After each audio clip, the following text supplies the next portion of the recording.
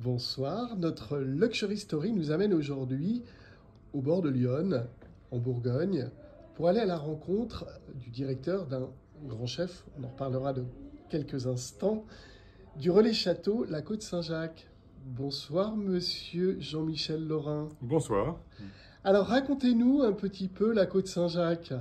Eh bien, la Côte Saint-Jacques, en quelques mots, c'est compliqué, parce que c'est une longue histoire. C'est une histoire Qui a qui se commencé avec perpétue, votre grand-mère. voilà, qui se perpétue sur 4 générations. Donc, c'est ma grand-mère qui a commencé l'histoire tout de suite après la Deuxième Guerre mondiale. La maison était la maison familiale. La maison était grande. Les enfants étaient partis et volaient de leurs propres ailes. Et donc, il a fallu occuper cette grande maison. Et ma grand-mère a commencé à faire table d'hôte et chambre d'hôte. Voilà, et donc c'est comme ça que l'histoire a commencé. Ensuite, mes parents, donc mon papa a fait un apprentissage et est venu reprendre la maison avec ma maman en 58. Voilà, c'était à l'époque une petite pension de famille. Ça a commencé par une auberge au bord de la Nationale 6. Et puis au fur et à mesure, au fil des années, la maison a grandi, s'est embellie. Mon père était un entrepreneur né, et donc il a fait énormément de transformations dans cette maison pour arriver en 1971 à décrocher une première étoile Michelin, donc qui était pour lui, comme il aimait à le dire, son bâton de maréchal.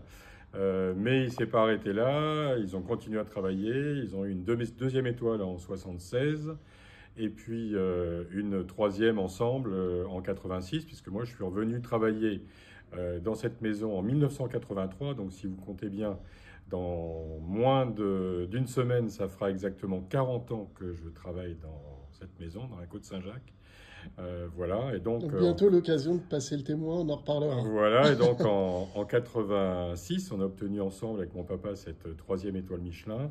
Et puis l'histoire a continué. Voilà, moi j'ai repris définitivement la maison en 2001. L'année également où le restaurant qui était au bord de la Nationale s'est transposé dans ce magnifique endroit que vous pouvez voir derrière moi, au bord de l'Yonne. Voilà, et en 2008, on a créé le spa et on continue chaque année à embellir cette maison. Je pense que les travaux ne se sont jamais arrêtés depuis plus de 60 ans. Alors vous êtes un haut lieu de la haute gastronomie en Bourgogne. Racontez-nous un petit peu ce qu'on vient manger dans votre restaurant gastronomique. Eh bien écoutez, on a une cuisine qui suit le fil des saisons. Donc en ce moment, en plein été, on a un grand jardin potager qui est juste de l'autre côté de Lyon. Voilà, donc on y récolte beaucoup de choses, beaucoup d'herbes aromatiques, beaucoup de fleurs. On a commencé à ramasser les premiers légumes d'été, premières courgettes, concombres, aubergines, tomates, poivrons. Voilà, donc on essaie de marier tous ces beaux produits avec les produits qui nous font plaisir. Alors vous retrouvez à la fois des poissons, que ce soit des poissons sauvages ou des poissons d'élevage. Et puis un point important aussi dans cette histoire, c'est qu'on est très respectueux de l'environnement et de la nature. Et donc, on fait très attention aux produits qui sont utilisés de manière à avoir une parfaite traçabilité sur leur qualité, sur la qualité quand c'est des animaux, sur l'élevage des animaux. Et également, au niveau des poissons, on n'utilise que des poissons qui ne sont pas en surpêche et qui ne sont pas menacés. C'est pour ça qu'on utilise de plus en plus de poissons élevés. D'ailleurs, il y a une belle ferme d'élevage de poissons dans la région, la ferme de Crisnon, qu'on utilise beaucoup, avec des ombles qui viennent de chez eux. Donc une cuisine respectueuse de l'environnement. J'ai Exactement. noté des plats signatures aussi. Oui. La terrine d'huître. Alors la terrine d'huître, c'est aussi une belle histoire parce que c'est le premier plat que mon papa m'a laissé mettre à la carte quand je suis revenu à la maison. Donc c'était dans les années 85-86. Et donc Donc c'est vous. cette terrine d'huître, elle est toujours à la carte. Mais Bravo.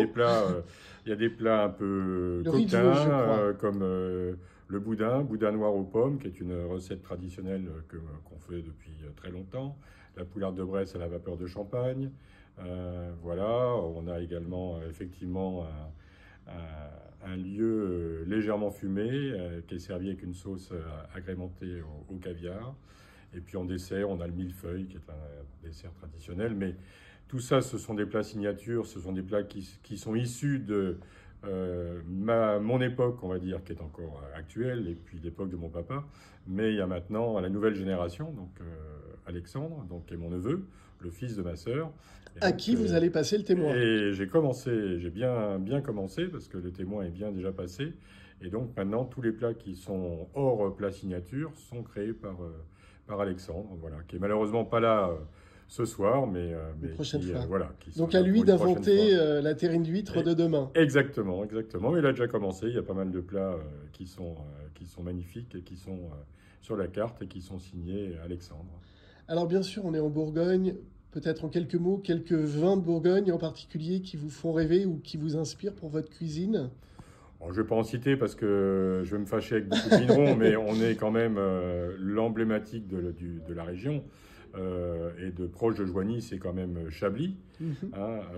Chablis qui est à moins de 40 km de chez nous. Donc on a de magnifiques vignerons et on travaille avec une vingtaine de vignerons différents qui nous proposent leur meilleur cuvée. Et puis on a également, et mon papa n'est plus là malheureusement pour en être fier, mais il avait remis au goût du jour le vignoble de Joigny il y a une trentaine d'années. Et il avait recréé ce vignoble qui existait déjà, mais qui était un petit peu moribond. Et donc il avait redynamisé ce vignoble pour replanter une douzaine d'hectares de vignes. Et on utilise toujours le vin de Joigny, qui est un vin à la fois un vin blanc, un vin rouge et un vin rosé. Alors en parlant de votre papa, à propos de son ambition, on l'avait interrogé sur ce sujet, il disait que le plus de clients possible vous disent merci quand ils s'en vont et qu'ils vous fassent un large sourire. Est-ce que cette phrase vous guide au quotidien? Elle m'a guidé dans toute ma carrière. Parce que c'est vrai qu'on ne travaille pas pour... on a un métier formidable parce qu'on ne travaille pas pour nous, on travaille pour les autres. Voilà, on travaille pour faire plaisir. C'est quand même un beau métier. Il y a beaucoup de métiers où ce n'est pas forcément le cas. Mais là, nous, c'est vrai que le sourire de nos clients, quand on passe les voir à table ou quand ils quittent la maison et qu'ils nous remercient pour le bon dîner ou le bon déjeuner qu'ils ont fait, il n'y a pas de plus belle récompense pour nous. C'est vraiment notre motivation principale. Et il faut que ça le reste parce que on n'est pas là pour courir après des distinctions, des étoiles, des reconnaissances, etc. On est là juste pour faire plaisir à nos clients. On est des artisans, il faut bien se rappeler de ça quand on fait ce métier. Bon, alors je garde mon plus large sourire pour ce soir. J'espère. J'espère qu'on saura vous le donner. Je n'en doute pas. C'est jamais acquis d'avance. Je sais, c'est une remise en cause perpétuelle. Alors, une question, vous êtes très engagé aussi, je crois, dans la transmission, non seulement votre neveu, comme vous l'avez dit, mais également dans les écoles. C'est quelque chose d'important pour vous de vous sentir engagé auprès de ceux qui feront la cuisine de demain? De toute façon, des maisons comme les nôtres, que ce soit la Côte-Saint-Jacques ou d'autres, nous sommes tous des centres de formation. On accueille beaucoup de jeunes, que ce soit des jeunes qui sont en apprentissage ou dans différentes branches de formation. Ça peut être des BTS, des bacs, des apprentissages CAP. Mais même les jeunes qui arrivent chez nous comme commis ou comme demi-chef de partie, puisque les rôles en cuisine sont très très bien attribués, continuent à apprendre leur métier chez nous et font un genre de tour de France comme on faisait avant, un tour de compagnonnage. Et donc ça c'est très important parce que ce qui fait la richesse de notre gastronomie et de la gastronomie française, ce sont les chefs et ce sont les jeunes que l'on forme et qui sont les grands de demain et qui vont donner l'impulsion pour que cette cuisine continue à prospérer et à être l'une des meilleures du monde. Très bien. Alors j'ai remarqué, vous avez des magnifiques signes sur Lyon. Oui. Viennent-ils goûter vos plats? Alors non, ils ne viennent pas goûter les plats, mais on les voit, on a la chance.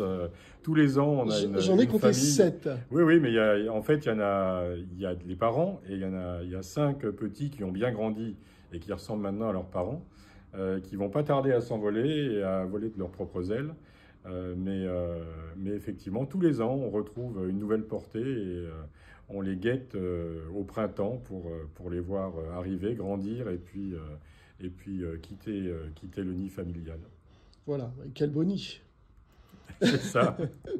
Merci Jean-Michel Laurin. Mais je vous en prie. Continuons la visite de ce relais château pour aller à la rencontre cette fois-ci de Madame Laurin pour parler piscine et spa.